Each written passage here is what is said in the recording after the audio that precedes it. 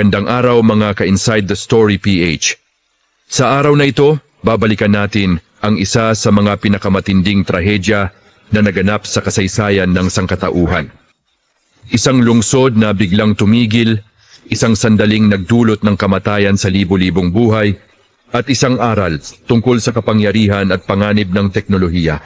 Ito ang kwento ng Chernobyl, ang araw na tumigil ang lungsod.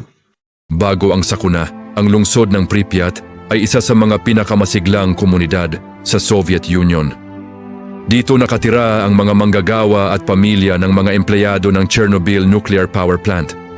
May mga paaralan, sinehan, parke at isang Ferris wheel na nakatakdang buksan sa araw ng pista. Para sa mga tao, ang buhay dito ay payapa. Isang lungsod ng pag-asa sa gitna ng malamig na panahon ng Cold War. Ngunit ang katahimikan ay sandaling ibubuwal ng kapalpakan. April 26, 1986, eksaktong 1:23 ng madaling araw, isinasagawa ng mga inhinyero ang isang safety test sa reactor number 4. Ngunit dahil sa serye ng maling desisyon at pagkakamali sa disenyo, sumabog ang reactor. Isang napakalakas na pagsabog ang nagpadala ng apoy, radiation at abo sa himpapawid. Ang mga manggagawa sa planta walang ideya sa laki ng pinsalang nangyari. Ang ilan lumapit mismo sa nasunog na reaktor nang hindi alam na iyon na ang kanilang katapusan. Ang sumabog na reaktor ay naglabas ng radiation na halos 400 beses na mas malakas kaysa sa atomic bomb na ibinagsak sa Hiroshima. Ngunit sa mata ng mga tao, tila normal lang ang lahat. Habang naglalaro ang mga bata sa parke, bumabagsak na pala sa kanila ang mga particle ng radiation. Walang nagbigay babala. Ang mga bumbero at rescuer walang proteksyon. Tumakbo papunta sa apoy, bit-bit lamang ang tapang. Sa loob ng ilang oras, marami sa kanila ang nagkasakit. At ilan ay namatay dahil sa tinatawag na acute radiation syndrome. Makalipas ang 36 na oras, saka lamang nagpasya ang mga autoridad na ilikas ang buong lungsod. Bandang tanghali ng April 27, mahigit 49,000 na residente ang isinakay sa mga bus.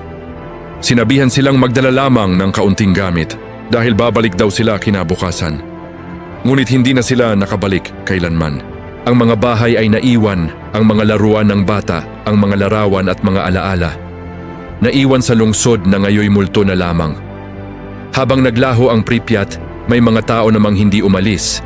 Mga tinaguriang liquidators, ang mga sundalo, doktor at siyentipikong tumulong upang pigilan ang mas malaking sakuna. Ginamit nila ang mga helicopter upang ibuhos ang buhangin at lead sa reaktor. Ilan sa kanila ay namatay sa loob ng ilang linggo, ang iba'y nagkasakit sa habambuhay. Ngunit dahil sa kanilang sakripisyo, naiwasan ang pagputok ng iba pang reaktor na maaaring nagdulot ng mas malaking pagkasira sa Europa. Mula noon, nanatiling sarado ang Pripyat.